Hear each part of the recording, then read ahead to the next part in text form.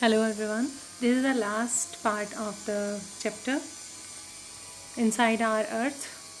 तो हम पढ़ रहे थे रॉक साइकिल के बारे में और मैंने आपको बताया था कि रॉक साइकिल होता क्या है। This is the process of transformation of rock from one to another is known as rock cycle, यानी रॉक्स का एक रॉक से दूसरी रॉक में चेंज होना क्या कहलाता है, रॉक साइकिल। आप इस डायग्राम में देख सकते हैं, ये मैग्मा है, थ्रू वॉल्केनो ये बाहर आता है और सबसे पहले इग्नस रॉक्स बनती हैं। इग्नस रॉक्स के बाद इग्नस रॉक्स टूट कर सेडिमेंट्स बनते हैं। सेडिमेंट्स जब कंप्रेस्ड होते हैं, उनको दबाव मिलता है या वो हार्ड हो जाते हैं, तो उस रॉक को क्या कहते हैं, सेडिमेंट्री रॉक। और सेडिमेंट्री रॉक जब बहुत टाइम हो जाता है उनको कंप्रेस हुए और उनको एक प्रॉपर टेम्परेचर मिलता है, तो वो मेटामॉर्फिक रॉक में चेंज हो जाते हैं। और फिर ये मेटामॉर्फिक रॉक अगर नीचे चली जाएं, धीरे धीरे जैसे जैसे समय बढ़ता है, इनके ऊपर और लेयर आती चली जाती हैं और मेटामॉर्फिक रॉक नीचे चली जाती है, तो ये दोबारा से मैग्मा बन जाती है। तो इसी को ही रॉक साइकिल कहते हैं। तो this is the process of transformation of rock from one to another is known as rock cycle. You have already learned when the molten magma cools, it's solidified to become igneous rock. These igneous rocks are broken down into small particles that are transported and deposited to sedimentary rocks. यानी ये sediments हैं, igneous rocks से बने हैं और sediments जो हैं वो sedimentary rocks बनते हैं। उसके बाद when the igneous and sedimentary rocks are subjected to heat and pressure, they change into metamorphic rock. यानी ये दो टाइप हैं जो रॉक्स के, इग्नस रॉक और सेडिमेंट्री रॉक्स। जब इन्हें हीट और प्रेशर मिलता है तो ये क्या बन जाती हैं, मेटामॉर्फिक रॉक्स। और the metamorphic rock which are still under great heat and pressure melt down from the molten magma. और ये मेटामॉर्फिक रॉक जब इनको बहुत ज़्यादा हीट मिलती है और ज़्यादा प्रेशर मिलता है तो ये मोल्टन मैग्मा में चेंज हो जाती हैं। This molten magma again cools down and solidified into igneous rock। और ये प्रोसेस जो है ऐसे ही चलता रहता है और इसी को ही हम कहते हैं rock cycle.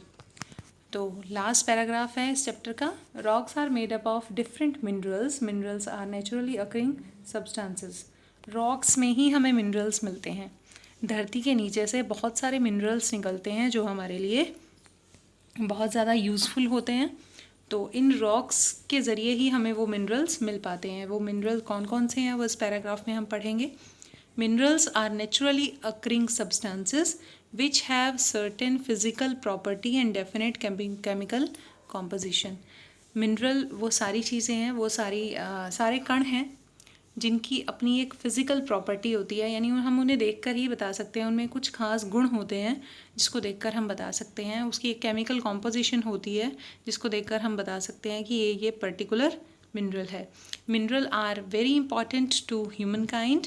Some are used as fuel, for example coal, natural gas and petroleum.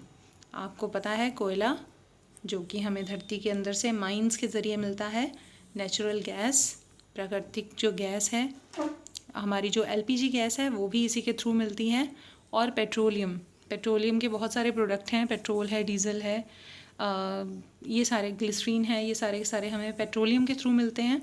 और ये सभी को हम मिनरल्स कह सकते हैं जो कि नेचर ने हमें दिए हैं। They are also used in industry. ये सारी चीज़ें इंडस्ट्री में भी यूज़ होती हैं। कौन कौन से मिनरल हैं जो इंडस्ट्री में यूज़ होते हैं, iron, aluminium, gold, uranium etcetera. और मेडिसिन में भी ये यूज़ होते हैं, फर्टिलाइज़र्स में।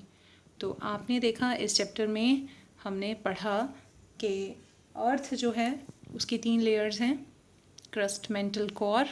उसके बाद हमने क्रस्ट के बारे में पढ़ा कि क्रस्ट जो है वो रॉक्स से मिलकर बनी है। उसके बाद हमें पता चला कि रॉक्स के 3 टाइप्स हैं, कौन कौन से, Ignis rock, sedimentary rocks and metamorphic rocks. हमें मालूम हुआ आगे कि इग्नस रॉक के भी आगे 2 टाइप्स हैं, एक्सट्रूसिव और इंट्रूसिव। तो ये सब हमने पढ़ा। उसके बाद हमने यूजेस ऑफ रॉक्स किए कि किस तरह से रॉक्स जो हैं हमारे लिए यूज़फुल हैं। उसके बाद आपको रॉक साइकिल के बारे में मैंने पढ़ाया कि रॉक साइकिल में एक टाइप की रॉक जो है जब दूसरी टाइप की रॉक में चेंज होती है, ट्रांसफॉर्म होती है, तो उसको कहते हैं हम रॉक साइकिल। और ये रॉक हमारे लिए यूज़फुल क्यों है? क्योंकि इन्हीं रॉक्स से हमें बहुत सारे मिनरल्स मिलते हैं जो हमारी डेली लाइफ में यूज़ होते हैं। आयरन है, एल्यूमिनियम है, और सारे कोयल है, नेचुरल गैस है, ये सारे के सारे ऐसे मिनरल्स हैं जिनके बिना हम अपना जीवन, हमारा मॉडर्न वर्ल्ड जो है इन्हीं पर बेस्ड है। तो ये बहुत इम्पोर्टेंट है हमारे लिए। तो अब आ जाते हैं एक्सरसाइज पे। एनसीईआरटी एक्सरसाइज है आपकी। फर्स्ट क्वेश्चन है what are the 3 layers of earth. अब मुझे, अगर आपने ध्यान से सुना है तो आपको मालूम है 3 layers of the earth are crust, mantle and core. After this what is the rock? Rock क्या है? एनी नेचुरल मास, कोई भी नेचुरल मास जो हमारी अर्थ की क्रस्ट को बनाता है, which made up are earth's crust is known as rock. आपको प्रॉपर डेफिनेशन मैं नेक्स्ट वीडियो में ज़रूर दूंगी या फिर आपको इमेजेस भेजूंगी क्वेश्चन आंसर्स की। उसके बाद है नेम 3 टाइप ऑफ रॉक्स। 3 तरह की रॉक्स के नाम बताने हैं। तो first type of rock is igneous, second is sedimentary and the third one is metamorphic.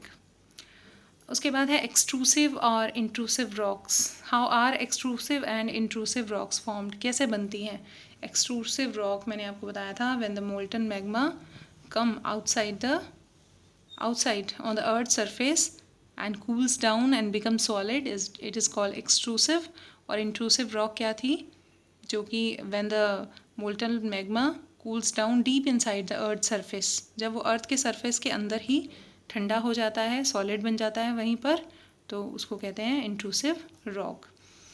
After this what do mean by rock cycle से आप क्या समझते हैं? Transformation of one form of rock from another, तो उसको क्या कहते हैं? Rock cycle. और आपको डायग्राम भी मैंने दिखाया था, वो भी आपको ड्रॉ करना है। I will give you the homework. What are the uses of rocks? ये रॉक्स के यूजेस क्या हैं? आपको मैंने बताया था कि बहुत सारी जो बिल्डिंग्स बनती हैं या फिर कंस्ट्रक्शन वर्क होता है उसमें रॉक्स को हम इस्तेमाल करते हैं। After this what are the metamorphic rock? Metamorphic rock क्या है? जब इग्नस रॉक और सेडिमेंट्री रॉक्स को हीट एंड प्रेशर मिलता है तो वो क्या बन जाती हैं? Metamorphic rocks. उसके बाद है टिक द करेक्ट आंसर। ये आपको खुद करना है। आपको पूरा चैप्टर मैंने अच्छे से करवाया है, और फिर भी अगर कोई प्रॉब्लम है, this is your home task, ठीक है? You have to answer all the tick the correct answer. You have to do all these questions by yourself. और फिर भी कोई अगर प्रॉब्लम आती है तो मैं कल आंसर की भेजूँगी, इन सभी की, मैच की भी, टिक द करेक्ट आंसर्स की भी। और कोशिश कीजिए कि ये जो क्वेश्चंस हैं इनके भी आंसर आप फाइंड आउट करें बुक में ही। मुझे किसी ने सेंड नहीं करने हैं, but you have to find out the answers of these questions by yourself. Thank you very much.